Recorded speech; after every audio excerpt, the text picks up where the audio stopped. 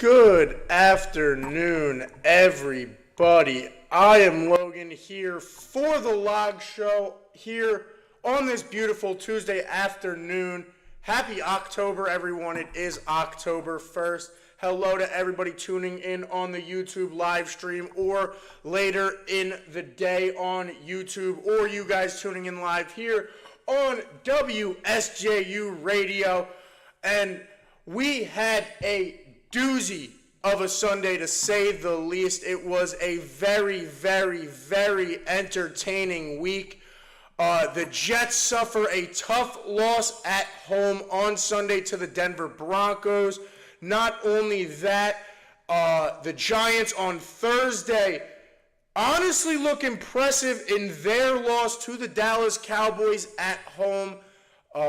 Both New York teams were able to play home. My favorite team, the New Orleans Saints, they suffer a heartbreaking loss at the hands of the one, the only Younghoe Koo with a 58-yard field goal in that game. We have many stories around the league. Rashee Rice suffers what may be a major injury after we've gotten some days on it, though. I'll talk about that in a little while, but we don't know where that's actually going to go. It's from Schefter's reports, if I'm going to be honest, looking very positive in the direction of Rashee Rice coming back at some point this year and playing well. So that is a good thing for the Kansas City Chiefs. But nonetheless, obviously, like I said, a very, very good weekend. The Vikings have proven time and time again that they are competitors. They have another amazing game as they rout the Packers and hold control of that game up in Green Bay. The Colts get a big win at home. A lot of close games too. I believe, a lot of close games across the league. A lot of big games across the league. A lot of games that were, obviously it's hard to in week 4 call any game a must win, but a lot of games that you could very much consider a must-win for some teams. You had the Bengals at 0-3 playing the Panthers. You had the Ravens at 1-2 playing the 3-0 Bills on Sunday night. You had a lot of teams that you could look at the game this weekend and argue it was a must-win. The Colts were maybe one of those teams, even though they suffered an Anthony Richardson injury. We'll see how that whole situation turns out with Joe Flacco. The Chiefs still aren't putting it together. The Niners look great against the Patriots, which, I mean, they were a Patriots team. You have Tennessee on Monday night as well. Last night, they routed the Dolphins with Mason Rudolph coming in after Will Levis suffers an injury early in that game. Mason Rudolph leads the Titans to a victory. A great week for the NFL. A big week for, honestly, not just a big week for, a huge week for a lot of teams. Really, if you'd say so, if I'd say so myself, a huge week for a lot of teams. We're going to start, I'll go back a few days. We're going to start on Thursday night. The Cowboys travel into MetLife for the first game that was at MetLife this weekend to play the New York Giants. Now, the Cowboys end up getting a 20-15 victory. They did not cover the spread after Brian Enger misses that, I think it was a 54-yard field goal, if I remember correctly. 50-something yard field goal at the end of the game as the Cowboys tried to just push the lead a little bit more. He missed. The cover did not hit for those of you who bet. The cover, the spread did not hit. But there were a lot of takeaways for both teams in that game on Monday night. I think even though the Cowboys came out with the win and the Giants come out with the loss, the Giants end the game with a lot better morale than the Cowboys.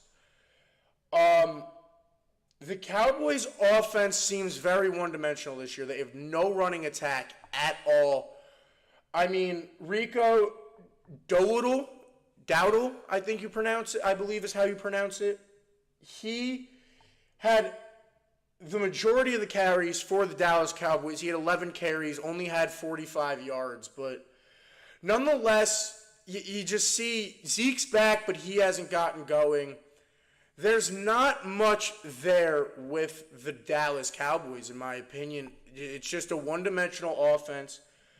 You're getting Jake Ferguson, so at least it's not one-dimensional completely, like weapon-wise. You have a couple other weapons, like I said. You have Jake Ferguson starting to have a few good games. He's getting a lot of targets, had 7 receptions on Thursday night. Obviously, CeeDee Lamb's going to get his work in. He had 7 receptions, 98 yards. He had his own touchdown. But you look at this Cowboys team, they're not able to run the ball. Compared to last year with Tony Pollard, they were getting over 100 yards per carry last year, or 100 yards per game on the ground last year with that production of Tony Pollard, of that backfield that they had last year. They're not using Deuce Vaughn as much, where he was kind of that second back, I feel like, last year. But yeah, it seems this Tony Pollard loss is a big loss for the play calling there in Dallas. You know, you have, I can't remember who the offense coordinator is there in Dallas off the top of my head, but Mike McCarthy, who usually calls most of the plays, I'm pretty sure is the play caller there. It just seems this offense is so one-dimensional now, just so flat without Tony Pollard there. It seems he made such an impact to that team with an O-line that was playing a lot better last year. Dak's not playing bad. He's feeling a little bit more pressure than he felt last year, but he's not playing terribly. He's not playing that much more off than when he played like last year. He had himself 2 touchdowns on Thursday, had over 200 yards, only missed 5 throws, only had 5 incompletions. That's a pretty good day for Dak Prescott. He did a good job at taking care of the ball, played pretty good on Thursday. But like I said, this Cowboys team, this offense is extremely one-dimensional. The defense, don't get me, I could go in on this defense. It's so much more flat than it was last year. Obviously, Trevon Diggs was a big part of that defense last year. He's not doing the same thing. You had, what's his name? You had the DB who led the league in interceptions last year. Branch, I can't remember his first name, but he's obviously not doing the same that he was able to do last year after having such an amazing first half of the season that he had last year. They're just letting up so many more points per game. They're average 26 points per game last year, this year compared to 18. That's literally double. That's almost close to double the amount of production. That's another almost 10 points there. That's 2 scores that you're making your offense try to call out there and get back and produce more of. So it's very tough there, I feel like, for the Dallas Cowboys with this defense. And now you lose Micah Parsons for a few weeks with a high ankle sprain. So that definitely hurts. And looking at the Cowboys, you have this next 3 of, you're going into Pittsburgh this Sunday. You got the Lions and the Niners. You really have to, if I'm going to be completely honest, this week's a big regroup for them. I will talk about it more on Thursday when I do my whole recap for the week. I do want to focus on last week right now. But looking forward, they have to recuperate against the Steelers this week. They really have no choice. But the Steelers are coming off a loss. They're going to control the ball. It's going to be an interesting game to look at. Interesting game to watch this Sunday. On the flip side of this game, you have the Giants, where I think they might have shocked a lot of people. After coming off a big win in Week 3, I feel they shocked a lot of people. Their offensive line did a very good job. Of shutting down Micah Parsons. They did an exceptional job. It looks like, obviously, you see at the end of the game and the way Micah Parsons was playing, he might have gone into the game with that injury. It's an interesting situation to look at there with him. But nonetheless, you have Micah Parsons. They shut him down very well. The offensive line played surprisingly well against the Cowboys defense that at least going into the year, through now 4 weeks, has definitely underimpressed. But going into the year was expected to be one of the top defenses in the league. This Cowboys defense was, a lot of people were saying, was going to be very good, and they've fallen off. The Cowboys did a good job at shutting down that pass rush. Daniel Jones was protected for the most part. He was only sacked one or two times. So the Giants did a good job. Again, I'll go back to this point with the Giants. And obviously, Malik Neighbors, who had an exceptional game. Sadly, he goes down at the end of that game with a concussion, so you'll look forward to that this week if he plays. I think he's doubtful at the moment, or questionable at the moment. So you'll see how that goes with his concussion. Obviously, he's been a stud. Wan'Dale Robinson was also doing a very good job at getting open against that Cowboys defense on Thursday. But also, I do have to point out that Daniel Jones, Dable has to be questioned at this point. And this game isn't the best example of it, but you have Singletary, you have Earl Gray, I think his name is, or Emmanuel Gray, back there, who are both pretty talented running backs. I'm not saying they're stars in the league by any means.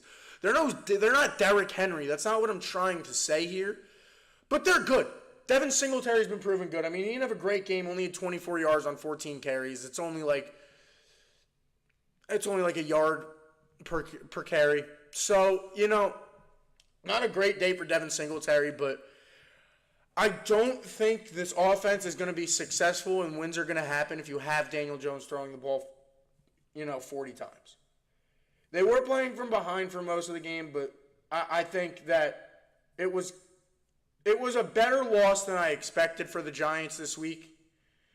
So they have a lot to look forward to going into week 5. They have a lot they need to put together. You have Wan'Dale Robinson, who's trying to, make a name for himself in New York. Especially if Malik Neighbors is out this week, he's going to have to step up. A lot of those players are going to have to step up. So we'll see how that turns out later this week. But neither of them have a hard rushing attack. I mean, both teams are under 100 yards rushing this year. I think both of them need to figure out that part of the offense before anything's going to get going. I think the Cowboys got to figure it out more urgently than the Giants, because as the Giants going into this year, you're not looking at a Super Bowl. As the Cowboys, you were. As the Cowboys, you were looking at a Super Bowl opportunity. You were looking at a chance to really do something with this team this year. Jerry Jones was talking very highly. You had the CeeDee Lamb problem in the offseason. You settled that. You paid Dak. But if you can't run the ball, you're not going to be able to win games. It's not going to happen against the good teams. Just the winning games is not going to come together. It's not going to happen.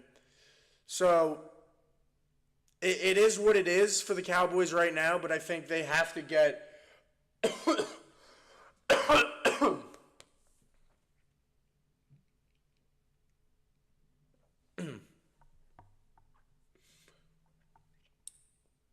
excuse me.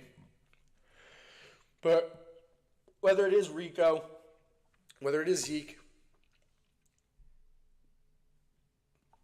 whether it's someone else, you really have to figure out that rushing attack for the Dallas Cowboys, and they have to figure it out soon. You have a test and a good defense, the Steelers, this week.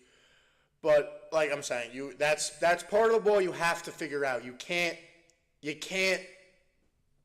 play around with that. You see it in Baltimore right now, and we'll talk about them in a little later, but you see it in Baltimore right now. The addition of Derrick Henry, even though they had J.K. Dobbins, who's doing good in Los Angeles right now, the addition of of Derrick Henry in that offense over Justice Hill, over J.K. Dobbins, has completely changed the dynamic of that offense. If you have a piece like that, I'm not even saying you need a Derrick Henry type piece. I think the Giants have the type piece in Devin Singletary of the lower end of the skill you need to have at least a viable rushing attack. You have to attack that side of the ball. It has to be something good for your team. And if it doesn't happen, it's if it doesn't click, it's just not going to be a good thing for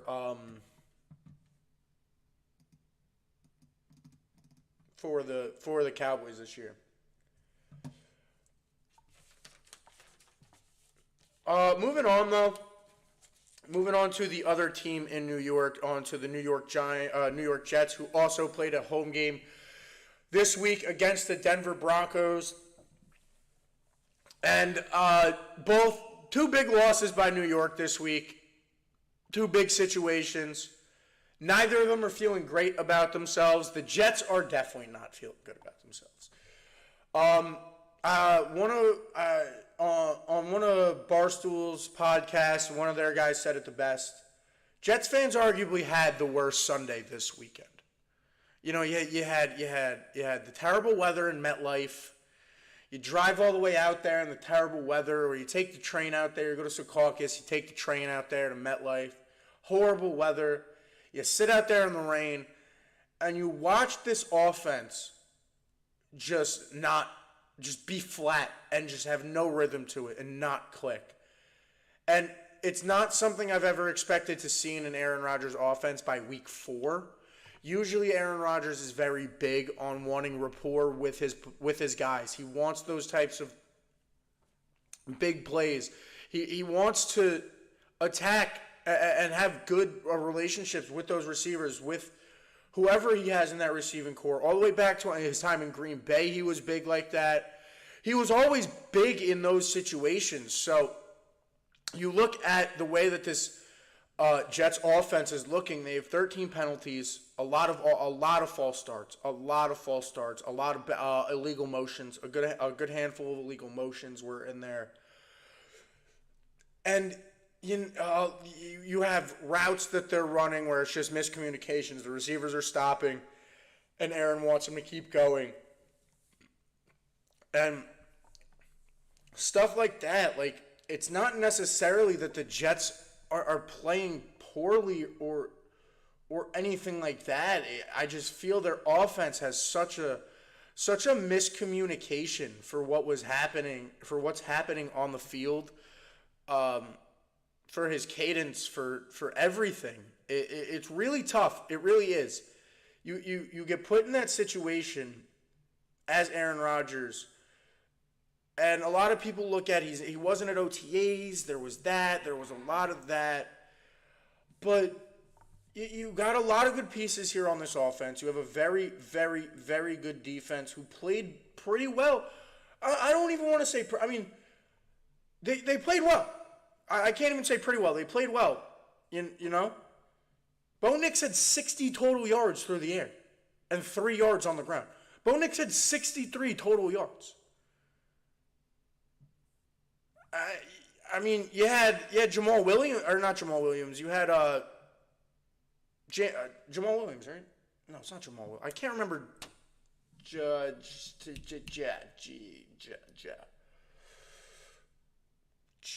I keep thinking Jameson or Jamal, and Jamal Williams is on the Saints. Jameson Williams is on the Lions. But you get my point.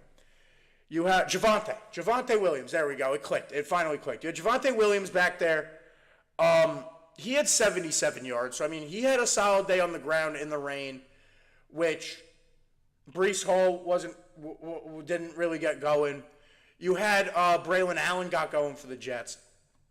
But defensively, Sauce did okay against Sutton. Sutton had 60 yards and a touchdown, but Sutton had – that actually just clicked. Sutton had every single receiving yard for the Denver Broncos this game. So that says enough. You know, I think that says enough. Where the Jets defense was playing well, it's just this offense didn't click. You had no rhythm to the offense, miscommunications all over the field, and that just has to be fixed. Aaron's getting the ball around. You had 3 receivers with 8 targets. You had 5 receivers with 5+ targets. You had 4 receivers with 4+ receptions. So, like, Aaron's getting the ball around, but it's just, like, they're not they had a lot of they I think two red zone opportunities and got field goals on both of them. It's just not flowing. There's just a lot of miscommunications. They're shooting themselves in the foot over and over and over again on offense. And Jet fans, from what I'm hearing from my friends that are Jets fans, from the internet, is Jets fans are sitting here like, I want to blame Aaron, I want to blame the coaching, but maybe it's just the fact that we're the Jets. Maybe that's what it is. Maybe it is the coaching. There's something not clicking there with the miscommunication. Someone made a joke today on ESPN. I think it was AJ Hawk on McAfee. Was like, because they had Aaron on today. Yeah, it was McAfee because they have the Aaron Rodgers Tuesdays. As a joke, asked him, was like, bro, you're going to go back to hut hike? Because, like, those false starts can't happen. Those illegal motions can't happen. You can't be shooting yourself in the foot. 90 yards on penalties. 90? A full field length in penalties? Just shooting yourself in the foot. You can't be doing that if you're the New York Jets going into that game against the Denver Broncos, where I said this. I said it's going to be a scary one for the Jets. I knew it was going to be a close game. I thought Denver's offense was going to play a lot better. If you showed me just Denver's stats going into the game, I would say the Jets won by 24. You know what I'm saying? I would have said it was 24-7. You know what I mean? 24-7. And Bo Nix got a lucky touchdown at the end of the game. If you showed me the stats. When you watch the games, that's why the stats don't show everything. Because when you sit there and you watch the game, even if you showed me the Jets stats without the touchdowns, you take away the touchdowns, I would have think the Jets won this game. But there was just no rhythm. There was a lot of miscommunications, like I keep saying. And the penalties, man. The penalties. You can't... I don't know. And then you got Salah, that whole situation, and Aaron. I've been an Aaron Rodgers fan for a little while now. And again, like, coming out of that type of loss, he was on McAfee, and I get you got to have good spirits, but,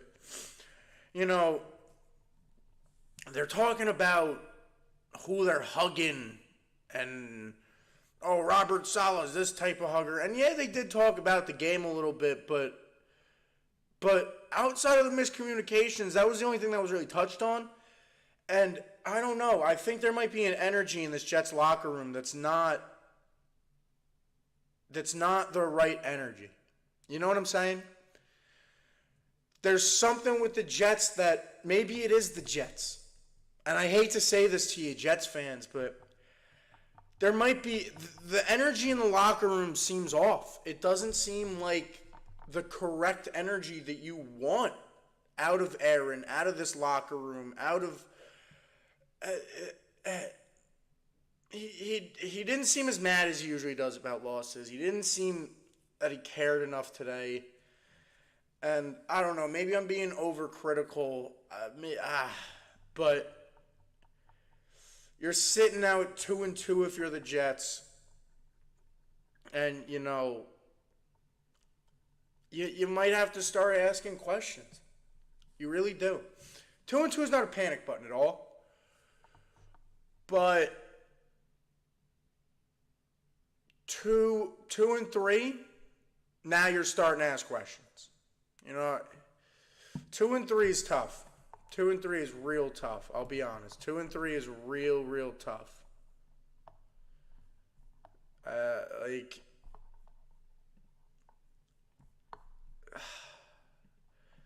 I just don't know what to think about this Jets team.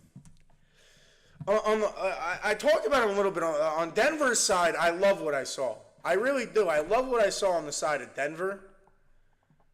The resiliency to be able to pull out that win, play good defense at the end there, and actually pull out that win. I'm very impressed with Denver. I'm very impressed with the coaching up there in Denver from Sean Payton and the rest of his staff. He's got Carmichael up there now. He's got a good amount, so I'm impressed with Denver. But I'd be lying to everyone here if I said that I'm not slightly concerned about the Jets after this week. It's just the truth. The Jets, it's sloppy. It's sloppy. It's so sloppy.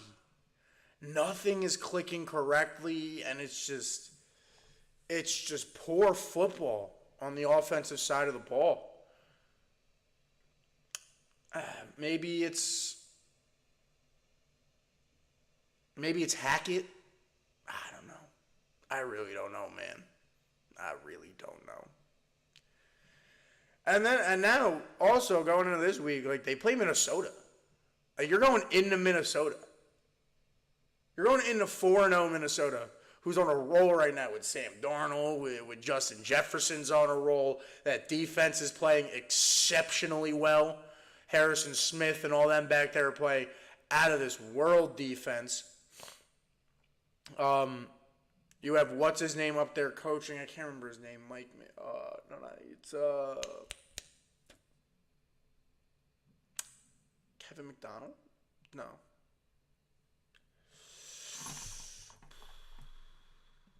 McDonald, Seattle. But you're heading into a very tough game if you're Kevin O'Connell. That's why I got confused. Not McDonald, O'Connell. Kevin O'Connell up there. Kevin O'Connell's really good though. Like he's got Sam Darnold rolling, taking care of the ball. He took care of the ball worse than he ever did this week out of the 4 games, but he was playing a very good Green Bay team with Jordan Love coming back, who didn't look great. I'll talk about that, but it's an interesting week for the Jets. It's an interesting situation for the Jets. You just gotta put it together. I don't know if you need to go out there today and practice, or you know what I mean. When I say go out there and practice, I'm saying like obviously Tuesday, Monday, Tuesday, or Monday's a rest day, but maybe you go out there on Monday, or maybe you go out there yesterday, in just shorts and a t-shirt, just the offense, and just practice cadence, and just get that type of stuff down. You need it to click if you're the Jets. You need that type of stuff to click. That's the biggest part. If you're not clicking on that small stuff, those little intangibles aren't there for you as a team, it's not going to work out. It's just not going to work out. I'm really scared to see. Hopefully they get it together. Hopefully they get less penalties this week in Minnesota. And if they could at least have a close game against Minnesota, I think they could walk out there happy. If they could beat Minnesota, they'll walk out of there 3-2 after beating Minnesota. Now you have a bounce back game. That'll be huge for them. That'll be absolutely huge for them.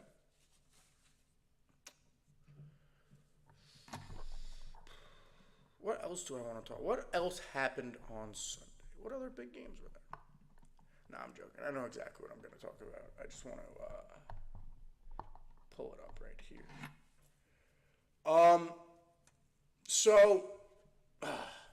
This is where I get a little passionate, as you guys who have watched before see. That's when I talk about the good old Saints, the good old New Orleans Saints here. A tough loss on Sunday in Atlanta, a big divisional game. I have a lot of opinions. The offense looked very good in the first half and very bad in the second half. It was a tale of two halves for the Saints. Now, yeah, they went into halftime down 17-14, but it was a very comfortable 17-14. Like I said, the offense wasn't playing terribly. Derek Carr hadn't turned the ball over yet. You had Taysom Hill having a really, really, really good game, if I'm going to be honest. You had Taysom, he had 2 very early touchdowns. But then he goes down with an injury, and it seems like the game plan that the Saints had against the Falcons kind of fell flat. Taysom Hill ends the game with 24 yards, but 2 touchdowns, 6 carries. He was a big impact in the first half. Rihichi, he got a couple receptions early. He started getting going. Like the Saints offense got going, but it wasn't the same that everyone saw in week 1 and 2, obviously. It seems that Derek Carr as a whole is starting to come back to earth. It seems this people have kind of figured out what this Saints offense is, where it is kind of like those big shots and those big plays and that big explosiveness was coming off of. It sucks to say this, but it was coming. At least in the past game, it was coming off one player. It was coming off Raheed Shaheed. So if you can make sure you take him off the top end, those big plays shrink immensely. Now, they adjusted. Last week I said that was only in their playbook. The Eagles played it well. They played too high safety, and it got completely shut down. The Saints came out now in a loss, but adjusted well. You had a lot more of Raheed Shaheed using his speed on short routes now, using drags, using ins, using outs, using these 5-yard routes. Chris Olave had 8 receptions as well. He was also, like, you were using the short game a lot more. A lot of checkdowns to Kamara. A lot more of what we're used to seeing out of the Saints. Yes, the play action was still there. Yes, everything we saw early was still there. But a lot of what we saw out of the Saints last year offensively it came back this week at least. And I don't think that's a bad thing. I think it looked very well. I think Carr looked comfortable, at least for the first half. I think Taysom Hill going down is a huge loss. He was clearly a big part of that game plan for the Saints, for what was happening. And it clearly was a struggle after he went down. Now, you end up getting that touchdown late. Kamara gets that rushing touchdown late, which is huge.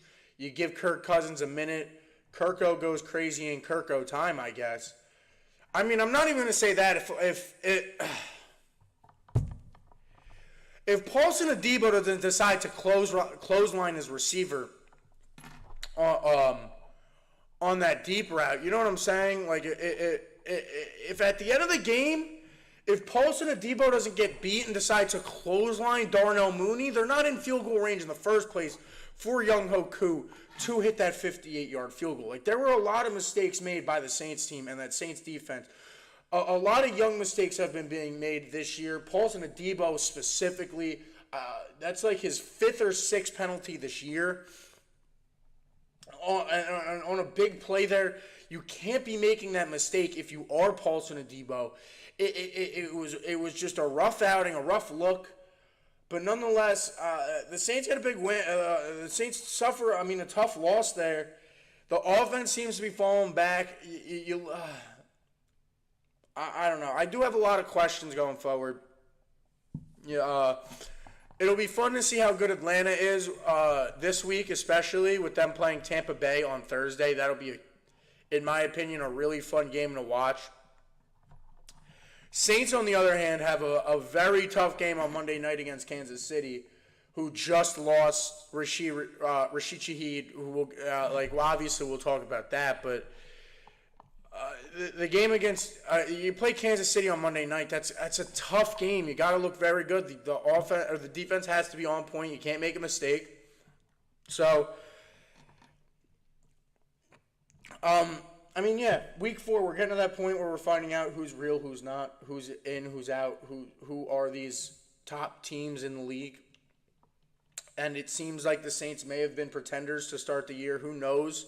Hopefully this offense could get back to at least half of what they did in week 1 and week 2. And if they can, I think that they could definitely fight for this division against this Atlanta team, against this Tampa team who's rolling. I think all 3 of them are around the same skill level. So, I do. I think that division's going to be fun to watch throughout this year, for the most part. Hopefully the Saints can get Taysom Hill back in this offense soon. Atlanta's clicking. Atlanta's just clicking, man. They are just clicking. You know, they go into this game next week against Tampa Bay. They got, you had that big win against Philly. You almost pulled it off against Kansas City the week before this. And then you do it against the Saints this week. That's 3 close games, 2 game-winning drives for Kirk Cousins. Close games end up big. You know what I mean? The Saints, Dennis Allen, have proven they're not great in close games. That's why they end up with a losing record or a mediocre record in most seasons. That's why this Falcons team can be sneaky good, is because so far early they've won close games. Winning close games is huge. And if you could get these game-winning drives, if you could win the game within the last 2 minutes of the game, that's huge. It's something that will time and time again you're put in that situation in the NFL. Obviously, there are good teams and bad teams in the NFL. There's the Panthers at one end, and there's the Chiefs at the other end, or whoever you want to say the best team in the league is right now, because it's not the Chiefs, but there's very much two ends of the spectrum where you have the Vikings at 4-0, the Panthers at 3-1, or whatever you want to look at, or however you or 1-3, I mean, but however you want to look at it. But at the end of the day, this is the NFL. This is very close competition. The worst player in the league and the best player in the league are not that far apart in skill level. Now they're separated, but the skill gap isn't as big as many think. There are a lot of close games in this league, and if you could win those games, it comes up big, and the Falcons have been able to prove to do so. And if they could do that throughout the year, they're going to be sneaky good. They were going to be sneaky good. Kirk, Drake London, you got a lot of weapons on this team. You got a good defense back there. You got Judon. You got Justin Simmons, Jesse Bates, AJ Terrell, David Onyemata. You got a good handful of players there that that make an impact, that definitely do. So the Falcons can be sneaky good. Kansas City isn't that problem. I do definitely want to talk about that. We could definitely get into that now. Now Kansas City comes away with a big win, a close win, as Kansas City always does. I said it last week. Kansas City's going to do what Kansas City does. They're not going to look good early. I mean, thankfully what was able to happen for them, Travis Kelce was able to get back to what Travis Kelce usually does. He had 89 yards. You seem to be figuring out solutions for the Pacheco injury, with Kareem Hunt having a good handful of the carries. You thought it was going to be Carson Steele, but he fumbled. So he seems to have problems carrying the ball. So you end up in that situation now where, you got, like I said, Travis playing well. But you lose a huge player on that play in Rashee Rice, who, he had yet to get going when that interception happened. I saw a lot of jokes that was, oh my God, Rashee Rice, Patrick sold his soul to the devil for Rashee Rice, sold Rashee Rice's soul to the devil for another Super Bowl. Or we all know something had to happen, This was part of the script, but I even made a joke about the script. I said, you know what the script says? I said the script says that Rashee Rice is going to be out for most of the year. The Chiefs are going to struggle a little bit without him. He's going to come back in the AFC Championship, do nothing, and then he's going to have 86 yards in the Super Bowl. That's on video. If it happens, it's on video. This will come up on social media for all of you. All right? If you know, it's on video. If that happens, that's how it happens.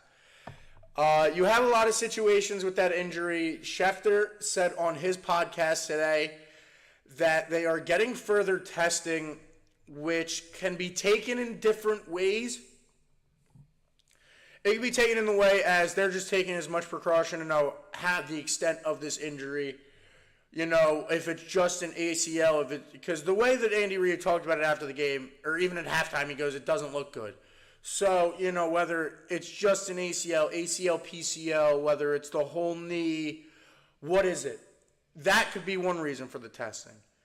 But also, a lot of former players I saw today brought up a good point, as well as Schefter brought this point up, is usually when you tear an ACL, even though you might go for further testing, it's like, all right, the ACL is torn. Where am I getting surgery? That's where I'm looking next anyway. Even though further testing may happen in between the surgery, I'm looking for my doctor's, you know what I mean? Like my surgeon, my this, my that. I'm looking to put all of that together. While on the other hand, you have, you look at it and it's like, if he's getting further testing, maybe it's not as bad as everyone thought, which could be huge for the Chiefs. I mean, definitely he's going to be out at least probably 6 to 8 weeks at minimum, which is as of right now until at minimum week 10 to 12. So he's going to be out majority of the season, in my opinion, no matter what. But the way that they're talking about it with testing and all this, and further and looking more into what's going on, furthering the testing on the knee, getting more X-rays, going to other doctors for testing, that very much could be a positive sign for Rashee Rice and the Kansas City Chiefs looking forward. Now, you're not, like I said, you're not going to have him for probably at least 6 to 8 weeks. So you look at it, maybe obviously Xavier Worthy's going to have to step up. You're already missing Hollywood Brown. Obviously Travis is going to have to step up after he's been playing this year, but he has done a very, very good job nonetheless. So, he did a very good job last week, but he struggled early, so he's going to have to step up. All the weapons, honestly, on this Chiefs team are going to have to step up. Xavier Worthy, Kareem Hunt, Samaje Perine in the backfield, Noah Gray, Sky Moore, no,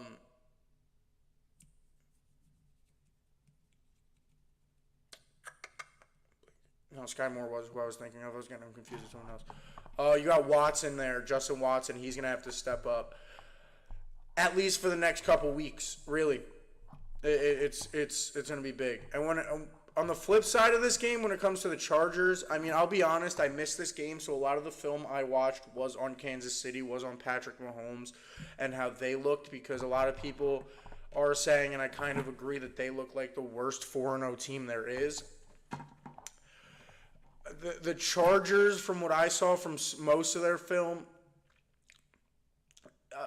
similar to the Jets, just seem to be shooting themselves in the foot a lot of drop passes, a lot of small mistakes. I think the Chargers are... Let me think of an analogy here.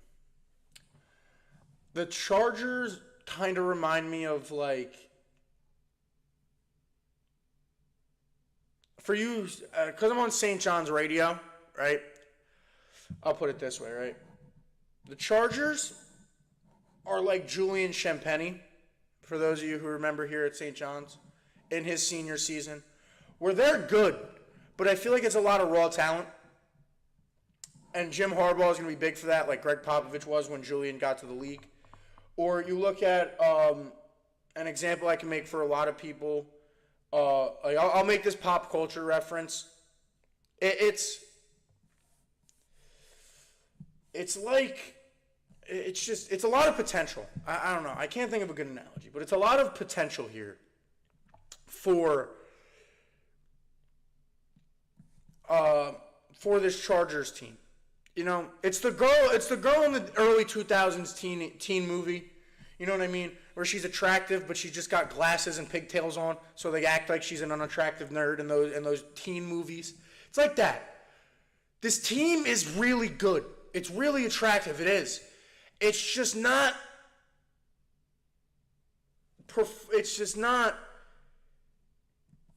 performing to its full potential. I think more time under Harbaugh, I think as the year goes on, they might get better.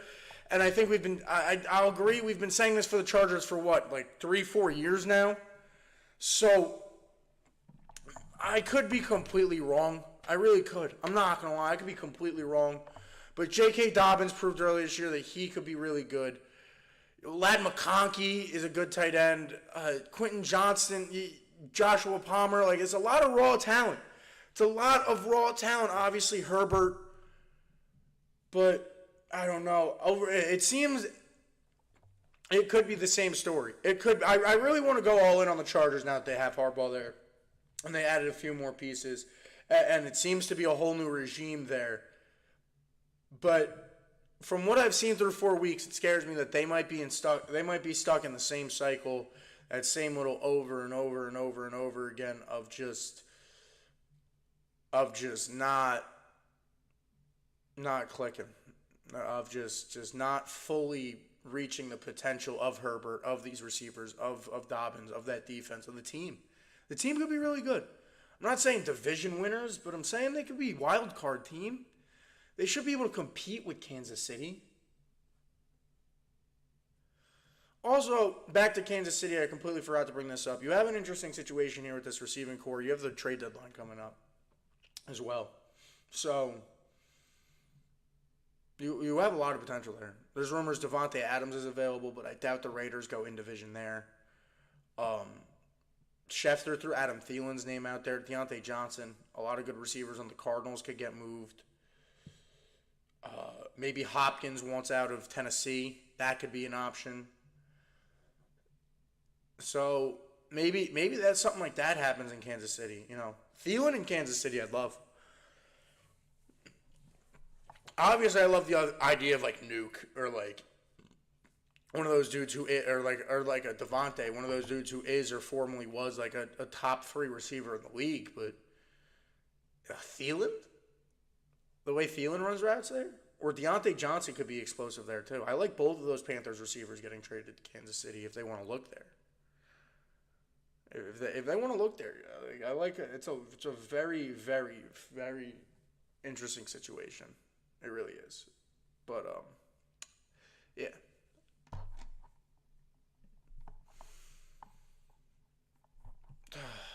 This week was fun, man. This was a good week. Sunday night was fun. I mean, I am starting to run out of time here, so I'm not really going to get in depth about any more games. Sunday night, Ravens-Bills was fun. The Ravens look really good. Derrick Henry had can't say that word. But Derrick Henry had a day. Just completely made Buffalo's whole team look flat. Ravens came out from the jump flying. The defense, the offense. Derrick Henry had that big rush. I think it was like the second play of the game. That's usually something you see late in the game. A defense is tired. No, Derrick Henry. Just boom, early in the game. 86 yards, touchdown. Started early. And that just demoralizes the team, and the Ravens ran with it. Commanders, you got Jalen Daniels. Woo! Actually, that gets me into it. Because you want to know what Jalen Daniels won? Jalen Daniels won my certified dog of the week. The way he played against Arizona this weekend has been playing is absolutely unreal. I love Jalen Daniels going into this draft. I can't say he was my favorite quarterback going in because trying to think of the quarterbacks, I can't remember who was my favorite. Usually I remember very vividly who was my favorite. I want to say it was Jalen. No, it was Michael Penix this year. Penix was my favorite quarterback this year. But I did not like Jalen Daniels. I thought he could be a very good player. I'm scared of any quarterback getting drafted to Washington. But I mean, man, he has seemed to be an absolute stud so far this year. This weekend, he had 233 yards and a touchdown. This season, he's been absolutely rolling, though. Like, he's got 897 yards. He's got an 86% completion percentage. Or had an 86% completion percentage this week. He has an 82% completion percentage. He really hasn't been turning over the ball. He's been taking care of the ball. He's been winning games for this team. They've won 3 in a row. Hey. The commies are on top. The commies are on top with Jaden Daniels, baby. Jaden Daniels, man, the LSU stud. Seems to have everything clicking down there. Obviously, the weapons help. He's got Brian Robinson, Terry McLaurin, who's been playing very, very well with him. Zacchaeus had a good game on Sunday. He had over 80 yards receiving. Yeah. This team it's clicking, man. It's clicking. You had Brian Robinson had over 100 yards on the ground. Jaden Daniels also gets stuff done with his feet. He had a rushing touchdown. Like, that kid's a stud, man. That kid is I mean, I can't call him a kid. He's my age. I'm calling him a kid like I'm like 50. I ain't 50. He's literally 20. He's actually older than me. But he is a stud, man. He is a stud. He's got three passing touchdowns. I think he's got 3 rushing touchdowns as well. So he's got 6 total touchdowns. He's been a stud for the Commanders so far this year. Tampa gets a big win against Philly. They controlled that whole entire game. I think Thursday is going to be a great game between Tampa Bay and Atlanta in Tampa. A big divisional matchup. I think that one is going to be fun. Colts get a big win with Joey Flack. Shout out my man. Shout out my man Flacker. Joe Flacco, man. Joe Flacco. Gosh darn, man, Joe Flacco. Joe Flacco is a stud, man. Stud. He's a stud, man. Those Johns up there in Pittsburgh, man. Those Johns up there in Pittsburgh, man, got no clue. They got no clue how good Joe Flacco is, all right? No clue how good Joe Flacco is. They learned this week how good Joe Flacco could still be, all right? Those Yinzers, those Yinzies, as they like to call themselves. Joe Flacco, man, what a game for him in Indy. Gets the win, too, after AR goes down with the shoulder injury. Hopefully he's okay. The Colts definitely want to get that back together and him to be okay. So hopefully they could get that down pat. But big win for the Colts there in the Lad House. I had my boy, I had feet on the ground there. My boy Joe there. He said it was a lot of fun. That the Lad House is indeed Lad. It's a lot of fun there. Yeah. Vikings get a big win over the Packers. Sam game next week. Yeah. That is all I'm going to have for you guys today. Obviously, NFL next week. For those of you who are looking forward for it, UFC 307, baby. As we get Khalil Roundtree versus Alex Potan Pereira in the main event on Saturday in Vegas. The co-main event, we have Kayla Harrison fighting not Grasso. Damn, I'm blanking. I can't believe I'm blanking on this. I literally had it written down and just pulled it away from my face. But you have Juliana Pena. That's what I'm thinking. You got Raquel Pennington versus Juliana Pena in the co-main event. You also, for you UFC fans, you got Jose Aldo on the card. You have Kayla Harrison on the card. You got Kevin Holland versus Roman Dolidze. Even on the prelims, I'm pretty sure. Yeah, you got Wonder Boy versus Joaquin Buckley.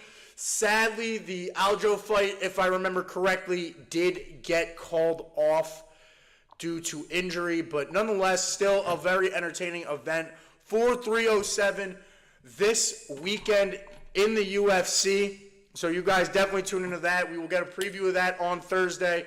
I'm planning on having, for those of you who enjoyed him, my boy Judah back in the studio on Thursday. As long as there's no sports for St. John's going on, it will be also available here on WSJU Radio, not only YouTube.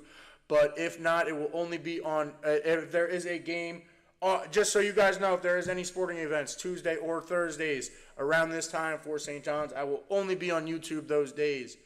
But that goes for Thursday. I don't think there's a game, so I should be everywhere on Thursday. We'll talk about 307. For those of you WWE fans, I might talk about that a little bit because Judah does love WWE. We love talking about WWE. I'm a huge wrestling fan here. We got Bad Blood this week and a lot of storylines there, so I might include a little bit for that for those of you who want to know. But that is all I have for you guys today. I will see everybody on Thursday. Thank you all for tuning in. Peace out.